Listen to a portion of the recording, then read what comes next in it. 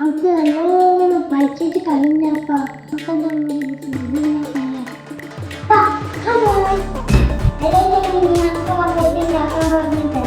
തീർച്ചയായും നിങ്ങളുടെ കയ്യിലുള്ള മുട്ട, സവോള, കുരുമുളക് പൊടി, ഉപ്പ് എന്നിവ ഉപയോഗിച്ച് ഒരു അടിപൊളി ഓംലെറ്റ് ഉണ്ടാക്കാൻ സഹായിക്കാം. ഓംലെറ്റ് ഉണ്ടാക്കുന്ന വിധം: 1. തയ്യാറാക്കൽ. ആദ്യം സവാള വളരെ ചെറുതായി നേർത്ത കഷ്ണങ്ങളായി അരിയുക. 2. മുട്ടക്കൂട്ട് തയ്യാറാക്കൽ. ഒരു പാത്രത്തിലേക്ക് 2 മുട്ട പൊട്ടിച്ചൊഴിക്കുക. ഇതിലേക്ക് അരിഞ്ഞുവെച്ച സവാള, ആവശ്യത്തിന് ഉപ്പ്, കുരുമുളക് പൊടി എന്നിവ ചേർക്കുക. ഒരു ഫോർക്കോ വിസ്കോ ഉപയോഗിച്ച് മുട്ടയും ചേരുവകളും നന്നായി അടിച്ചെടുക്കുക.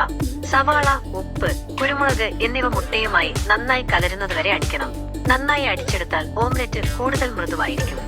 3. ഓംലെറ്റ് പാചകം ചെയ്യൽ. ഒരു ഫ്രൈയിങ് പാൻ ഇടത്തരം തീയിൽ വെച്ച് ചൂടാക്കുക. പാൻ ചൂടാകുമ്പോൾ 1 ടേബിൾ സ്പൂൺ വെളിച്ചെണ്ണയോ നെയ്യോ ഒഴിക്കുക.